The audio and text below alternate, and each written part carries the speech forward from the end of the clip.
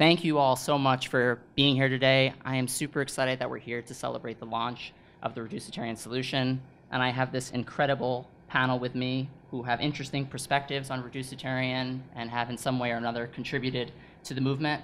Before I give a little bit more background on our speakers today, I want to highlight some of the VIPs in the room.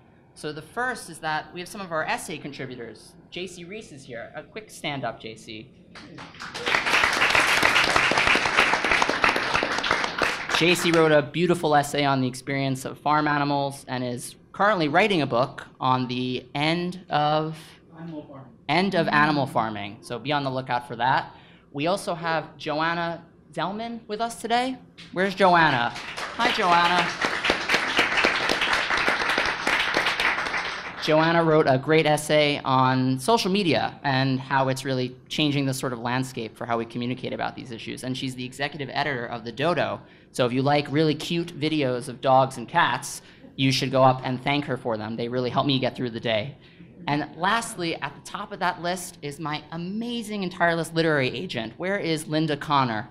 Linda Connor, thank you so much.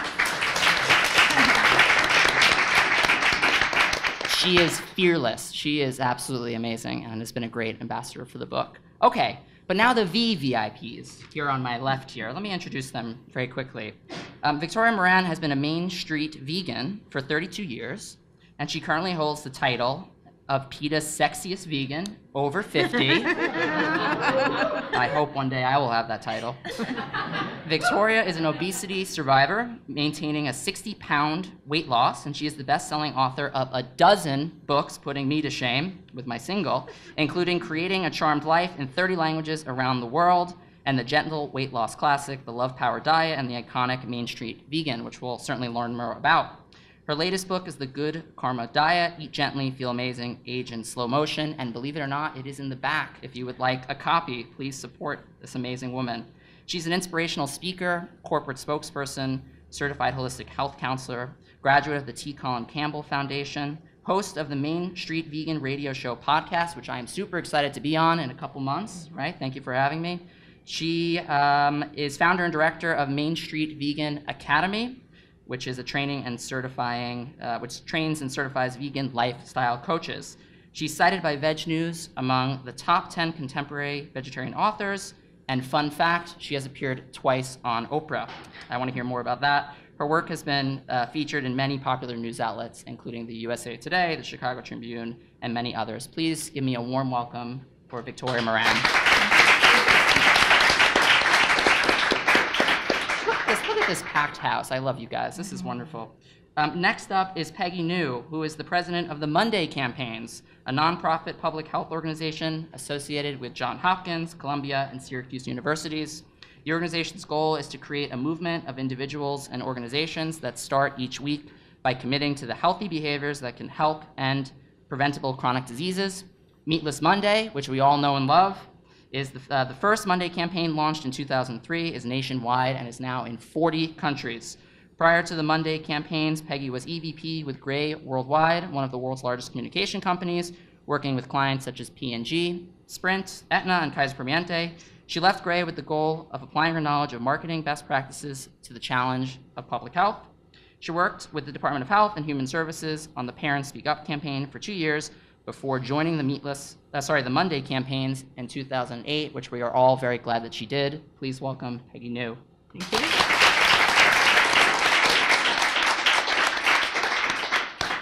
And last but not least, we have Erin Kim. Thanks for joining us, Erin, who holds a BA in Women's and Gender Studies and Human Geography from the University of British Columbia, and a JD from the University of Alberta with a specialization in environmental law. Erin started out as one of New Harvest's first volunteers in 2014, balancing her studies with various duties, writing content, and handling social media. Her long-held interest in futurism, sustainability, and global catastrophic risk mitigation led Erin to the discovery of animal products made without animals. I love that sentence. Discovery of animal products made without animals. And she spent much of her time as a law student diving deep into the world of cellular agriculture. Following the completion of her law degree, she took on the role of communications director full-time, handling relations with media and making the science of cellular agriculture accessible to the public. Prior to working in cellular agriculture, Erin spent time in legal advocacy at the Pivot Legal Society and many years working in special education in Vancouver and Canada. In case you were wondering, Erin loves having grown up in the Pacific Northwest, yoga, dance, quoting Seinfeld, we can put her to the test, and watching bad reality TV. Please give a warm welcome to Erin Kim.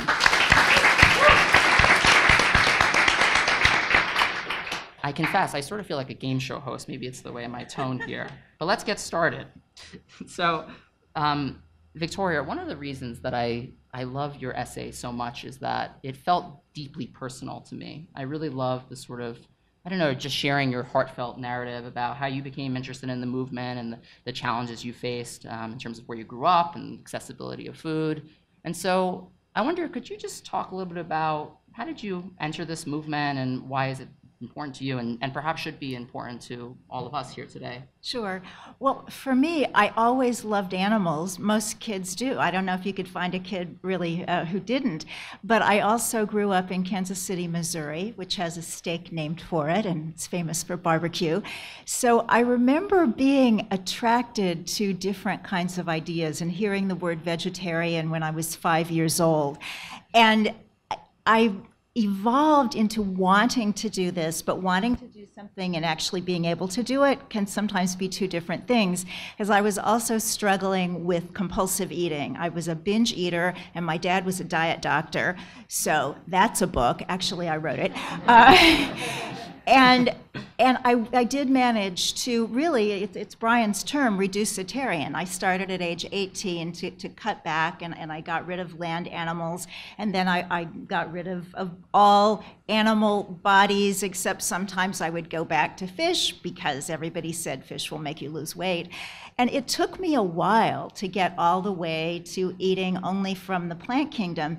And yet, what I love about what Brian is doing is that all these years before I met Brian, I thought, oh, I spent that time not living up to what I should have been doing. But now I can see it, yeah, that whole time of transition was all doing better things for the world, for the animals, and for my body. And then one day I became vegan, and it didn't make me perfect. It, just gave me a term. Beautiful. And has that been your experience, and maybe talk about some of your work in educating people? Has that been your experience that many people sort of transition into this lifestyle naturally? What is that like for? Well, I think of reducitarian a little bit like dating. You join Match, and you're not really necessarily looking to get married, except some people fall in love. And that changes everything. And so some people, for the planet, for whatever reason, they want to cut back, and then they find they love the food. They love how they feel. They love the ethic. They love how they feel about themselves when they're driving in the country and they can look a cow in the eye. And then they find, gosh, I've fallen in love with this way of life. And then they wake up one day, and like a friend actually said to me who took this trajectory, she said, oh my God, I'm vegan. And I said, did that happen yesterday? She said, no, I think it's been about 8 months. She just hadn't quite put two and two together. So what I do, and I actually start my essay in the book by saying, my name is Victoria, and in the interest of full disclosure, I'm vegan, because it sometimes seems that sets somebody apart from somebody else. It's like we don't really walk up to people and say, here's my political affiliation, here's my religion, this is a thing that might connect us, but might separate us too. And yet, I love the idea of being clear. And in the words of someone else who contributed to the reducitarian solution, Professor James McWilliams, vegan is a very hopeful term. And so I hope to contribute to that with the things that I do of writing and sharing. And then my favorite thing that I do is running Main Street Vegan Academy, because people come from all over the world. We've had people from 16 countries come to Harlem for a 5.5-day program to be certified as vegan lifestyle coaches. And in this world of everything being virtual and courses being online and that, to actually get people gathered together is really magical. And I may never have grandchildren, but I have 260 Main Street Vegan graduates to date, and that's about as good. Beautiful. Wow. And so, as if you had gone on a date and the person had asked you to marry them right away, you probably would have said no. That was what I took away from that. Well, that's a very interesting continuation of the analogy, because since I wanted to be vegan, I very much wanted to be vegan. I learned fairly early on about the animals, and this was something that I didn't want to support that industry. And yet I was one of those people who just was not ready at that point to get married. So it did take me a while, and I think sometimes people know the sort of change maker they are. You know, there are some people that if something doesn't work, the relationship's not good, the job's not good, you just say, okay, not good, I'm leaving, and that's it. And other people agonize, and they have to talk to their therapist and their mother and 24 friends, and then they get out of it, and then they go back. And so what kind of person are you? And I think that's probably the way that we make change. I guess for me, what's tricky about this is that in my heart, as an animal person, I want the whole world to be vegan 50 years ago. Mm-hmm. And yet what I believe and what I think Reducitarian is going to bring about is a world that will be vegan or very close to it 50 years from now. I love that optimistic message. That's great. Awesome. Heidi. Yes. I have a question for you. I think you know Meatless Monday is one of my favorite strategies for encouraging people to eat less meat, because it's so easy to start, it's easy to remember. Maybe I'm stealing some of your answers here, but can you tell us a little bit about, first of all, how did the movement get started? Mm-hmm. And why do you think that it's become so popular? Right. So the story of how it got started, it was actually an accident, believe it or not. My boss, the founder, is this former advertising executive, Sid Lerner. He did, well, most of you are too young, but he did the Charmin, Mr. Whipple, please don't squeeze the Charmin. That's his claim to fame. But he was meeting with some public health people at Johns Hopkins, and he had just gone on Lipitor, and so had to reduce his cholesterol. So he asked the good doctors, well, how much saturated fat is too much in the diet? And at the time, the Surgeon General's recommendation was to cut down 15%. And so Sid thought, well, you know, rather than like measuring that out at every meal with a calculator, how about just once a week, which is roughly 15%?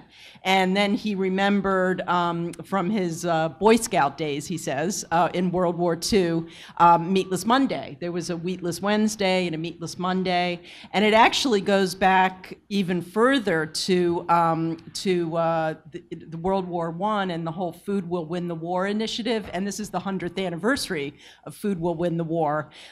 So at that time, you know, obviously it was an age of scarcity. There wasn't enough food. Meatless Monday was about, and all of these other conservation efforts, including victory gardens, all of the same issues are coming back now. Food waste was something that was part of it. But now it's very different because we eat too much. So in any case, that was in 2003, and it has really grown exponentially since then. As Brian said, it's in over 40 countries, you know, thousands of restaurants and schools do a Meatless Monday. And I think the success has been a couple of things, and it's really deconstructing those two words, meatless and Monday. The meatless part, you know, when they started, it was all about saturated fat, but in the last, now it's almost 15 years, the body of research that has come out about meat, not just heart disease, but diabetes, obesity, cancers, different kinds of cancers, you know, with a high meat diet have just continued. And then, of course, we've all become much more aware of the environmental impact of eating the amount of meat we do on climate change, water, the statistics about the fresh water that is needed to, you know, in the whole life cycle to raise livestock is incredible. The land required, so it's really not a sustainable way to, you know, to to feed ourselves. So the second part, though, is Monday, which is, there are 52 of them, so you can create a habit. And so it sort of effortlessly fits into the cycle of the week. Monday's kind of the day for a fresh start, coming off of, maybe pigging out over the weekend. So, basically by hitching this simple, easy, doable action of not eating meat to a day of the week, it's a built-in cue or reminder, which we know in public health is, one of the keys to behavior change longer term.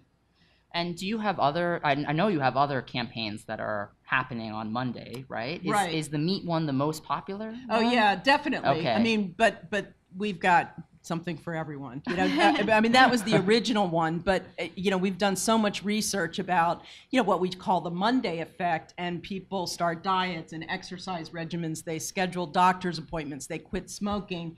We joke that it's the same chart that you see a spike in interest in health behaviors on Monday and then gradually declines, plummets on Saturday. So that's when everyone's watching cat videos, and then, a slight rebound on Sunday, and then whoosh, back up on Monday. So, it's kind of the open to buy health day. And so we have De-Stress Monday, Move It Monday, Kids Cook Monday. So there's something for everyone. Beautiful. Thanks. Great. We'll turn back to that in a little bit. Erin, I have to tell you, I love your colleague Mira's essay because I think everyone is really excited about cultured meat. The idea that, as I read in your bio, that you can essentially create meat without the use of animals. So I know for a lot of people that might be new to them. So I wonder, could you walk us through exactly what cultured meat is? And I have to tell you, in the essay, there are these words that I thought also would be interesting to explain. The post-bioeconomy, the carnery. Those two are good. Let's start with that. So if you could explain the whole picture here of what cultured meat is and how it works. Oh, so this doesn't come out after all. So what is cultured meat? Yeah. The idea is that cultured meat is going to be exactly the same meat you would get from an animal, but just produced without having to slaughter animals.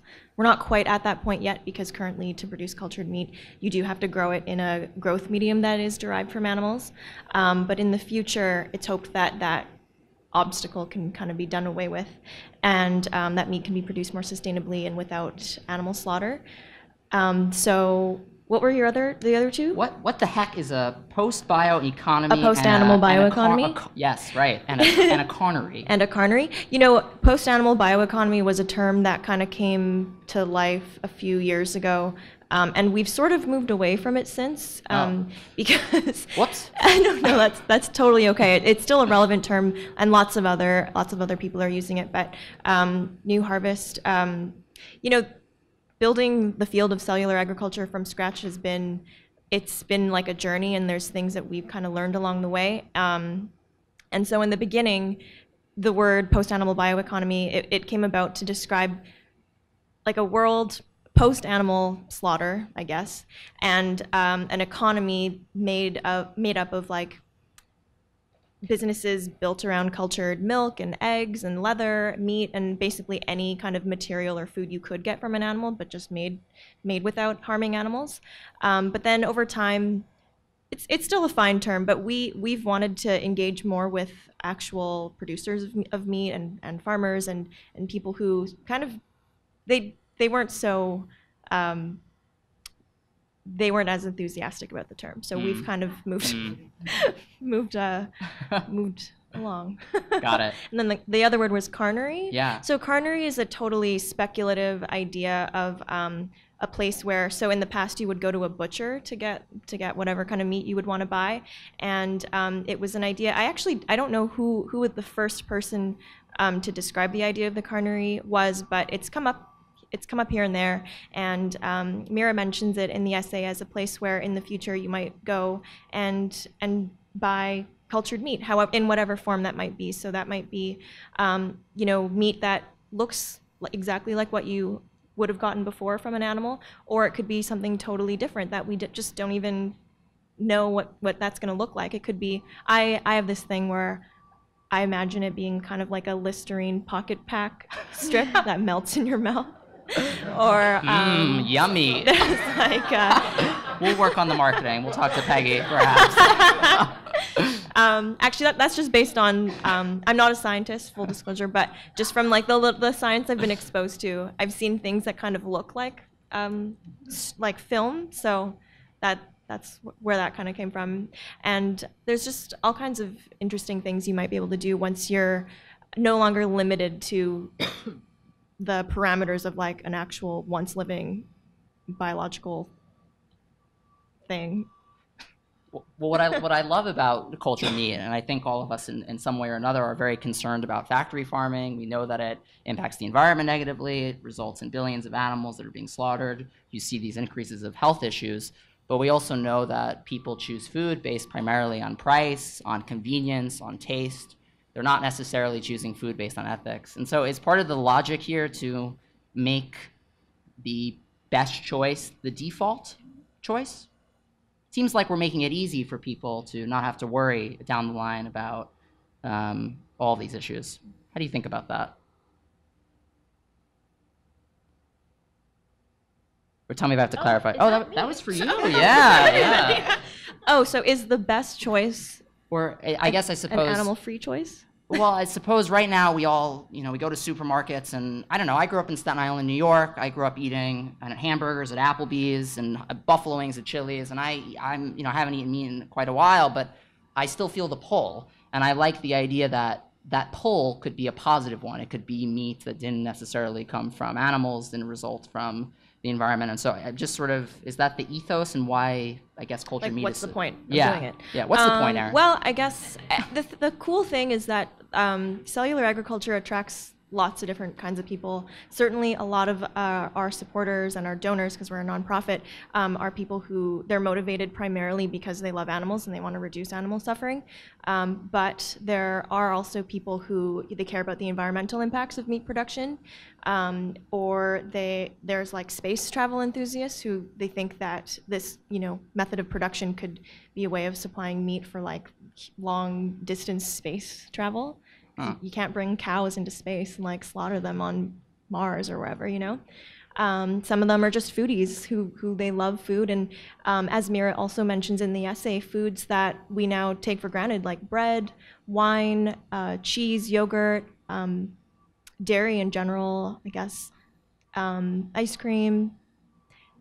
I'm probably forgetting a whole bunch of them, but there are so many foods that we already love today that they came about because humans harnessed fermentation. And so Isha Dattar, our executive director, often talks about how cellular agriculture might be just the next step in that trajectory of how humans, they started farming and then they industrialized farming, and now they're kind of taking it one step further by farming cells rather than farming animals. Great, super helpful. Okay, we'll turn back to that shortly. Victoria, one of my favorite parts of your essay was some of the language that you used. And let me first say that part of why I love the Reducitarian message, I'm totally biased, but I like the idea that it brings people together. It's about unity. It's about acknowledging that we all share a common interest, that typically most people are against factory farming. Very few people raise their hand and say, bring on the climate change, slaughter the animals, more heart disease. They agree that eating less meat, reducing societal meat consumption is a good idea. And of course, there's some debate about how much or what motivations, but all in all, we're all on the sort of same team.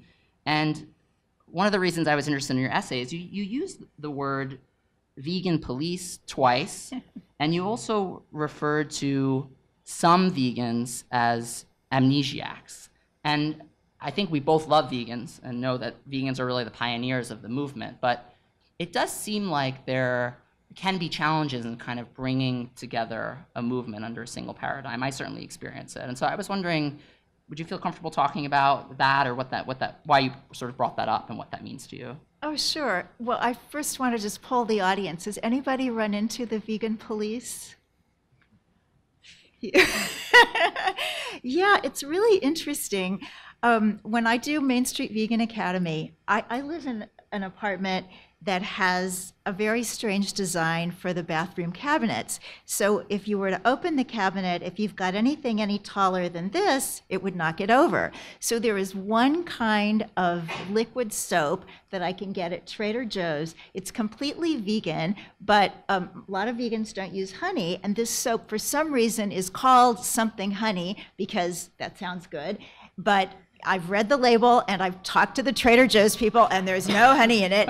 But because it says honey, I always feel at the beginning of every class that I need to say, don't worry about the soap. It doesn't really have honey. So I understand as a vegan and as a person who believes in a lot of things, you know, when something is meaningful, and certainly when you've seen the kind of suffering that goes on. I mean, I've been to egg farms. I spent a whole day in a slaughterhouse, which I'm glad I did it when I did because I couldn't do it now. I couldn't. But having been there, I understand why isn't everybody vegan? And yet human nature has to be understood too.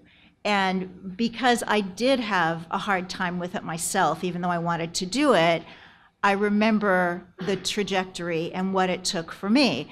And so I have some understanding, I think, of what it takes for other people. And I don't want to be an amnesiac about anything. And what do you mean by that? Yeah. Well, you know, sometimes we forget where we were. I mean, you mentioned that I also lost a lot of weight. And so a lot of people, I mean, most people, because I lost a lot of weight like 32 years ago. And so people are like, you've never been fat. I didn't know you when you were fat. It's like, well, you weren't born when I was fat. So of course you didn't know that. But I don't want to forget what that was like. I don't want to just be kind of some thin person going around saying, you know, why does anybody have a problem with overeating? I remember very well that it is a problem and it is serious and it is tough. And so I just think it's really important that we remember. We remember all the things, you know, when we were young and foolish, and sometimes when it was 2 weeks ago that we made a change, we can't remember it all. Well, let me ask you a follow-up question about that, because I know for me what roots me is my parents, because my parents, I love them and they're super supportive, but they're, I think, themselves having trouble sort of understanding exactly what I'm doing, and they themselves are interested in eating less meat but find it challenging. And so I always think of them when I think of a target audience, someone who is perhaps eating 275 pounds of meat like the average American is. And so I thought of you at Passover, Victoria, because I was with my family and my dad was asking me some questions, and I wonder how you sort of deal with this. One he asked me was, where do you get your protein if you're not having meat? Or I'm worried, Brian, they're sort of concerned for me that I'm not getting enough protein was one. And then another was, well, isn't it natural to eat a lot of meat? I mean, isn't that what our bodies are designed for? And a lot of the essays talk about these issues, and I would consider them to be myths in a sense. But are those the two common sort of myths of vegan eating that you get? And how do you approach educating people in a way that's nice and non-judgmental, but still encourages them to sort of make changes? It's a tricky balance because, you know, reducitarian is sort of a soft pitch, right? We want people to eat less meat, but at the same time, I don't want it to be too soft, right? I don't want it to be that you can continue to eat 275 pounds of meat. So I feel as a moderate, Victoria, I'm putting up in the moderate camp here, it can be tricky. So there's a lot in that, but what are your thoughts? I think it depends on what the questioner really wants to know. So I have a feeling that if this is your dad, he really loves you and he really does want to make sure you get all your nutrients and things like that. Sometimes you get the very same question from somebody who just wants to put you on the spot, you know. Yeah, like, where do you get your protein? Well, our wonderful dietitian, Marty Davey, that teaches for Main Street Vegan Academy, says that her favorite way to answer that question is with, where do you think I get it? Because she says, he who asks the question owns the conversation. So the fact is, there you are, looking good, strong, active. You have to be getting it somewhere. And so this causes the questioner to think. And they'll usually say something like, peanut butter? And then you can say, well, yeah, which is really cool because a peanut is a bean. And beans are very high in protein. And so that's one of the places that we get concentrated protein. But guess what? protein is in everything that grows up out of the ground. Most people don't know that. They really believe that protein is some kind of animal thing, and they haven't thought about the strongest animals eat grass and grains. And I say in Main Street Vegan, the animals that we have used to pull chariots and plows and Budweiser trucks get all that strength from plant foods. And this is so hard for people to comprehend because they're thinking, but we're not them, we're this other thing. And then you talk about, well, our closest relatives in nature are vegan or close to it, the anthropoid apes, the chimps, and to just kind of bring people into an aha. And there are a couple of things that always give people this wow response. And I think rather than, you shouldn't do this and I have seen the light and here are your sunglasses because you need to see it too, we just want to give them the opportunity to have the aha. So one of those, it's not about meat, but it's about dairy, and that is that human beings and our domesticated animals are the only animal that drinks the milk of another species or that drinks any kind of milk after weaning. That is such a wow statement in a culture where we just assume that milk is something that really everybody needs, and certainly children, and certainly grandma who's looking to osteoporosis. It's like, whoa, that's big. The other one is that a cow has to have a baby in order to produce milk. We don't think that's weird with human mothers. We don't think that's weird with a cat and her kittens. But with the cow, we think they're just milk machines. And so I think sometimes instead of, you should, or here I am with all my great knowledge, it's just like, what do you think about this, Dad? Have you ever thought about the cow? And then it's kind of, Plus, I'm sure your dad thinks you're brilliant. So you'll come to my next Thanksgiving. Absolutely. I think that would make Absolutely. that would make I'll things bring the a lot tofurkey. easier. Yeah. Great. Thanks, Victoria. Peggy, I wanted to ask you this for a while, actually. Is your hope that, imagine the whole world's participating in Meatless Monday, and that would be the equivalent of 1 billion people going vegetarian, which would be huge. I guess, what would be your next step after that? In a sense, is part of Meatless Monday's goal to get people to go beyond that? Because we know that people who eat less meat are more likely to go vegetarian, and we know that people who go vegetarian are more likely to go vegan. But I wonder, are you sort of on that path, or you see Meatless Monday as sort of a self-contained entity where just doing Meatless Monday is good enough? So really what it is, it's like a trial day, so just one day a week, you're gonna, cut out meat, try alternatives, and it's almost a platform for everyone to shine the light on plant-based options. I think one of the Whoa. Don't shout, Peggy. I really, but I think one of the interesting questions about the sort of vegan police and the philosophy of veganism is like, why do that sort of your parents or the people in middle America make their food choices? And we know that it's normally the most immediate things. It's taste, it's cost, it's health. So I think it's a hard sell to get broad groups of people, the average person, to sort of buy into a philosophy which is going to make a lot of changes. So we're about baby steps. In answer to your question, though, I think by having this kind of one day a week that we can shine the light on plant-based foods and cultured meats, that people try it. And our research does indicate that people who practice Meatless Monday end up incorporating more meatless meals the rest of the week. They eat meatless meals more in restaurants. Perhaps even more significantly, when we've done implementations of Meatless Monday at large-scale food service companies. Sodexo is an example that they launched throughout their food service a Meatless Monday program. And thing one was, oh my God, what are we going to serve instead of meat? So their chefs went back to the kitchen and they came up with all of these alternatives of things that they thought, would be a good replacement that people would like.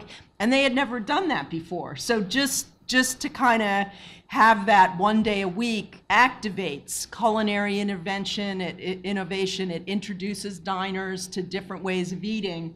But, you know, we hope that that will lead to more meatless meals. But we really, you know, kind of want to stay focused on just Meatless Monday, and then other things may happen as a result of that. Great, great. I wonder, because I sort of feel a kinship with you in that I sort of feel like I'm a marketer and PR person. I mean, I'm trying to create a global movement of people who've heard the word reducitarian or relate to it in some way. And I was shocked when reducitarian sort of became something. I mean, when I coined it, I didn't think it was going to be anything that big. Did Sid have a similar experience where, because Meatless Monday is huge now. I mean, I actually, on my way here, I Googled it and went to news, and it's just like every single day there's so many people using the term Meatless Monday. Do you think Sid was shocked by that? And I guess more broadly, are there other, besides the fact that it's Monday and that it's a soft pitch, are there other marketing and PR tricks that this movement should be thinking about? For example, I noticed that you use mostly cartoon images of animals rather than animals. I'm sure there's a lot of thought behind the marketing. So what should we know, Peggy? Yeah, well, to me, some of the main things are it's positive, it's celebrating abundance, and it's true that it's Meatless Monday. We get a lot of pushback, actually. Everyone's like, why, you're not going to, Sid tells this story. He came up with the idea, and then someone, oh, it's a great idea, but you're not going to say meatless, are you? You're not going to call it Meatless Monday, are you? How about Healthy Monday? And there is a lot of that. Like, let's look for, you know, the tone down. I mean, oh my God, you're going to say meatless? That's terrible. But the fact is, we really feel we have to sell that, you know, and it's important to be direct, and it's important, it's not just eat more vegetable Monday. You know, it's, we want you to not eat meat one day a week, and we want you to understand the issues associated with it. But having said that, we, you know, are positive. Most of our advertising and promotion is, you know, kind of fun and light. It's all about, you know, small steps, celebrating the alternatives, and not, you know, sort of lecturing. Again, I just think that it's so important to come at this from all sorts of different angles. You know, if you can get 1 extra percentage point of vegans, that's great, but, you know, our wheelhouse is the masses and tiny steps, and then hopefully just by taking that little tiny step, which is doable, and positioning it in a positive way, you know, that can lead to sustainable changes long term. And I love that, because what I heard there is that there's mixed messaging that's going to resonate with different people. Sometimes telling someone to go vegan will be great, and that's a great thing to do. Other times you might want to lead with a softer pitch. Sometimes you might want to lead with environment or public health or animal welfare. So I think sometimes it, you know, it's multiple audiences, not just a single one. Yeah, and I think it's understanding where people are at, you know, because if someone's way down there and you're saying go here, well, there's too big a gap there. So it's, you know, kind of understanding your audience. And I tell you, just my parents are in, or my mother now is in York, Pennsylvania, and you go out to eat, and, you know, you go into the hospital and there are no vegetarian options. You know, it's like you're hard pressed to find anything on the menu that doesn't have meat. And so I think it's that mass change, you know, to try to at least get some plant-based options in some of these, you know, mainstream food service and restaurant. Great, great. We could talk for hours. I can't believe we're almost at the end here. Oh my goodness. I know, right? The conversation's moving. I have a brilliant setup for this. I was so excited about this, Erin. Ready for it? All right. Here's a quote from Mira's essay, and this was Winston Churchill who said this in, I think, the 1930s. I'm sure you've heard it before, Erin. If I butcher it, no pun intended, let me know. Was that okay? See, so I have to be careful. We shall escape the absurdity of growing a whole chicken in order to eat the breast or wing by growing these parts separately under a suitable medium. And he said that in 1930, and I think he had predicted it would be 50 years later. So now, the next part. Raise your hand if you would eat cultured meat. So Erin, here's the question. Your customers are waiting, and yet we seem to be 30 years behind We're here. way behind. Yeah. So what has to happen for cultured meat to be something that we can actually find? I find that there's some people who are super optimistic, it's going to be here in a few years. Mm-hmm. There are others who are a little bit more skeptical and say it may take more time. Yep. what do we have to do for this to happen, and when is it going to be on our tables? We just have to continue the scientific inquiry. So that's what New Harvest does, and that's sort of the value that we provide, I think. We're asking the questions, and we're doing the basic scientific research, because even just to conduct the research, you need to have access to cells, the actual cells themselves. And when you're doing medical research, you can order Chinese hamster ovary cells and dog kidney cells, just because for whatever reason those are commonly used cells in medicine, and we've just never had a reason to create a reliable source of, say, beef muscle or pork or all the different animal types that are used in meat. There isn't like a consistent source of cells for researchers to use, unless they want to like go to a slaughterhouse and actually get a fresh sample from like a slaughtered animal.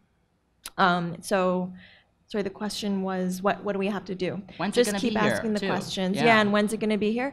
I mean, we unfortunately there's a lot. There's stuff we know we don't know, and then there's the unknown unknowns. And so I think that even just in the course of the research that we have been doing over the past few years, there's been things that come up where it's like, oh, we didn't know that, say. I'm trying to think of something that could be easily understood and that I can share. Well, I mean, this is old news for anyone who's been following cultured meat for a while, but you need to grow them in a medium that is a byproduct of the factory farm system right now. And we don't know what it is about that serum, the fetal bovine serum or the chicken or horse serum that's used, that the cells love so much. And it's something that it's been used in medical research again, but they've just, there's never been a reason to understand why do animal cells like to grow in animal serum. So that's something that has to be solved. And science isn't linear. It's not like other things in life. You can say, oh, even with tech, I think people have gotten used to like the quick timelines and stuff with iPhones and things like that. But with science, and especially with biology, you can't really say, okay, we'll have an answer in like X number of years, just because sometimes you set out to to seek an answer to a specific question, and then what you end up discovering is something that's still useful, but not quite the exact answer to the question that you were asking. Mm-hmm. So the question you've asked is something that we are faced with all the time, and our answer is just, also we don't want to make a promise that can't be fulfilled. That's another part of it. I'm hearing be patient, Brian. Be patient. That's yeah. We're just excited, Erin. Yeah, of course, and I'm excited too. There's good reason to be excited, and also there's a sense of urgency that's very real. But it really could be anywhere from a few years or decades. And the whole reason why we exist as a nonprofit is because there is no avenue of funding for like research in cultured meat, just because it's so out there, and it's sort of something that is like it's building upon medical research and just applying that to food. And where was I going with this? So the research just has to happen. Got it. And that could be, if it's not funded, it'll never happen, and then cultured meat will never happen. But hopefully, I don't think that'll be the case. I think that it may take us some time. How long exactly, I don't know. But I think we will get there. And once it is there, are we going to need a new word to describe? Maybe this is for you too. And we're going to need a new word that describes someone who doesn't eat factory farmed meat but eats cultured meat, because they're not a reducitarian. Because now they might be piling them back again. Who knows? Yeah. But yeah, it's interesting. Yeah. I can't believe we don't have that much time left, but I do want to take at least 5 minutes for people to maybe ask a question or two. And I'm sure we'll be here. We'll stick around if people have more questions. We can certainly answer them. So feel free to just raise your hand, high and mighty. Hi. This is a question primarily for Erin, but feel free to jump in if anyone else has comments. I'm a meat lover my boyfriend and I have given up beef for the overwhelming environmental reasons that beef creates more emissions than most other meats. And I am trying to reduce meat in most other areas of my life. That said, I am really interested in the cultured meat and the opportunity to have access to meat that has a very low environmental footprint. But I'm also really interested in flavors and like the real quality of food and eating food to like really enjoy it and not just as the utilitarian, like getting calories in, calories out. So I'm wondering if you look at the work of someone like Dan Barber, who is all about like, you know, when you raise an animal truly free range and it eats what it wants to eat out in the field, you can taste the difference in its products, and it's adds a richness and an element to the meat that you couldn't get maybe just by growing it in a lab.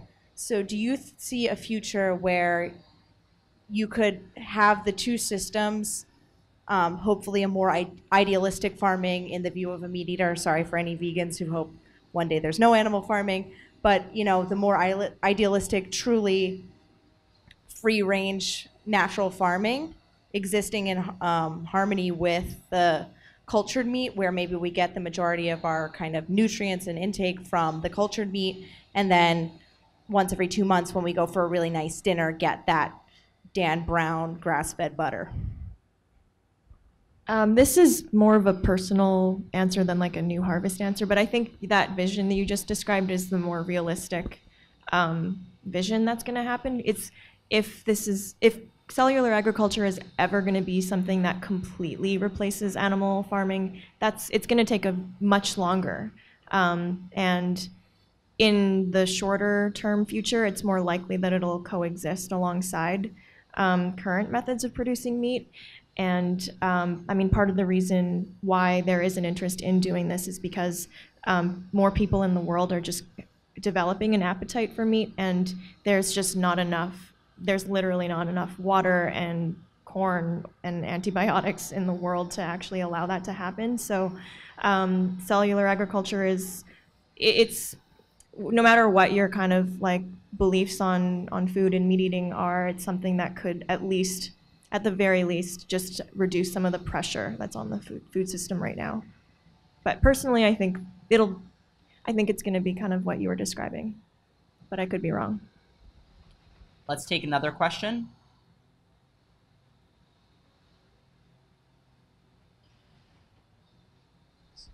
Thanks. So this kind of is more so for Erin and the cultured meat side, but I guess it could apply to the vegan/vegetarian side also. But how much of the progress or lack of progress do you think is due to a lack of funding? So obviously it makes sense for you, but even on the vegan and vegetarian side, a lot of the time people make decisions based on the availability of foods, and if there aren't alternative options for meat eaters, or even dairy eaters, if they want cheese, if there's not vegan cheeses available, how much of it do you guys think is due to a lack of funding, maybe from the private sector or just other sources of funding? You're popular, Erin. I told you. Cultured meat is hot right now. It is, yeah. Yeah, I mean, from our perspective, our very like specific experience as a small nonprofit doing with a crazy aim, in our view, it is the funding problem. But there's also just realities that exist in like academia that make it difficult, and in say just it's very, very difficult to get scientists that maybe have a very particular expertise in one area that's applicable to cultured meat, because cellular agriculture is a very interdisciplinary science. It requires not just biologists, but it'll also require engineers and food scientists and so on. So, but even within science, there's people with very specific knowledge, and right now there's precious few of them, and they're located all over the world. Some of them luckily are in the US, and we're funding mostly students that are in the US but are open to funding all over the place. And pulling them away from what they're currently doing is difficult. You know, some of them are like tenured professors that they're just committed to medical research. They can't be it's going to take a lot, and maybe they just don't want to dedicate their expertise to this area. And some people just, maybe they're not aware that we're doing this, and so outreach and just making it known that we exist is part of the challenge. But I'd say hopefully that answers some of what you're asking.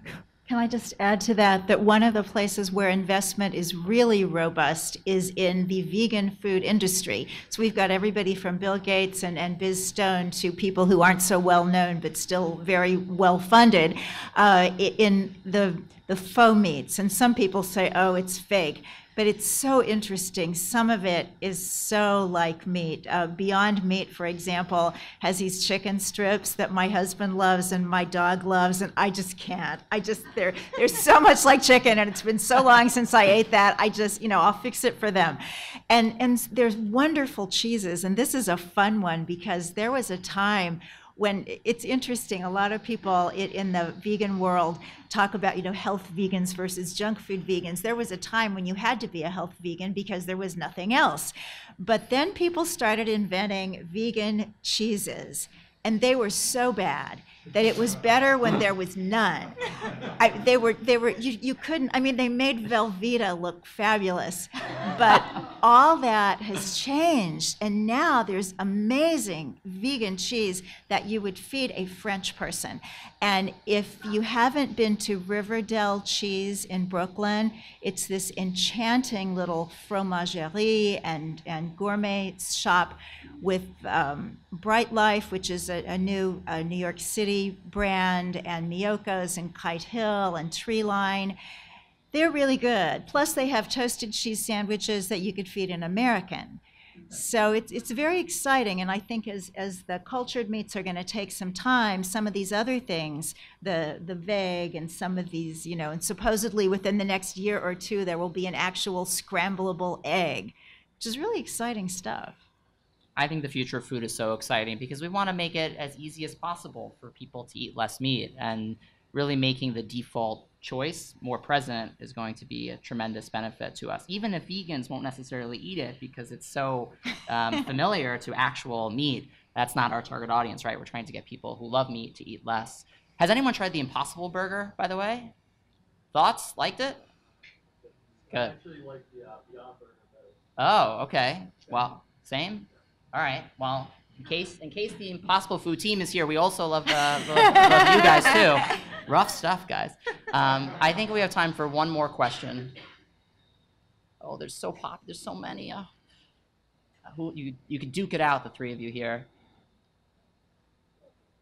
Well, we can take two. I'm in charge. Okay, this one and then the blue. Yeah. So each of you are doing such interesting things. I'm wondering, what are each of you most excited about in work? And just because we want another question, like only a couple sentences. But what are you most excited about coming up? Oh, is that to all of us? Oh, I'll start. I'm very excited about our upcoming summit. Thank you, Rachel. Wow. We have a summit coming up May 20th and 21st at NYU. And the idea of this summit, and I'm so excited about it, is because I want to bring this movement together. I want to bring all the thought leaders in the environmental space, the human health space, the animal advocacy space, the future of food space, to focus on our shared vision, which is that we are against factory farming. Factory farming sucks. We don't like it. And as part of that, we need people to seriously reduce societal consumption of animal products. And if we focus all of our energies on doing that, no matter our slight differences, we're going to make such a big difference if we all work together. And so I'm excited about the book and many of our other strategies that are targeting omnivores, getting people to eat less meat. But I do think there's also a place for our movement to come together and say, you know what? I share 99% of my views with you, and that's good enough, and let's get to work and make it happen. And so I'm excited about our upcoming event. Cool. Sorry. I'm excited about a lot, but the thing I'll talk about is a documentary film that I'm producing that's called The Compassion Project. The filmmaker is Thomas Wade Jackson. He's from Florida. And the gist of this film is to interest people who identify as religious or spiritual in a vegan lifestyle or moving toward that. And they're a tough group, because sometimes when people have a worldview that works for them and their life has changed and everything is better, it's a little bit harder to get them to open up to maybe expanding their circle of compassion, as Albert Schweitzer said. But the Compassion Project should be coming out in January, and you can check it out online and watch the trailer. That's wonderful. Great news. Thanks.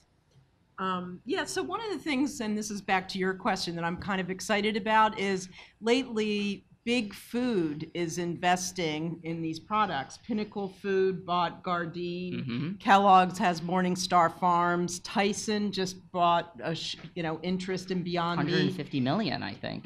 So that's being on the mass end of it. That's when the change is going to happen, and they all realize that that's the future. We're always anti-big food, or at least I am to a certain extent. But that's where the money is going to be. That's where the change is going to be, and they're the ones that are going to position it and market it and distribute it, so the average person in Ohio can get it. So anyway, I'm sort of excited about that development. So cellular agriculture is something that has applications not just to food, and I am excited about the food, but I'm excited about the materials applications, because you can grow leather and silk and horn and all kinds of materials through cellular agriculture. And it's encouraging because with the cultured meat, the timelines are so far away and uncertain. It's nice to have something a little bit closer to the present that you can look forward to. And the leather, for example, is interesting. Right now there's only one company, I think, that's working on it. It's called Modern Meadow, if anybody's interested.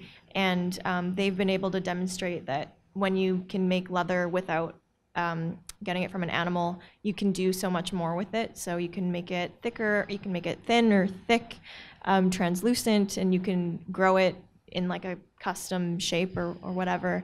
And it's interesting to look at that and then think about how, what new things can you do with food.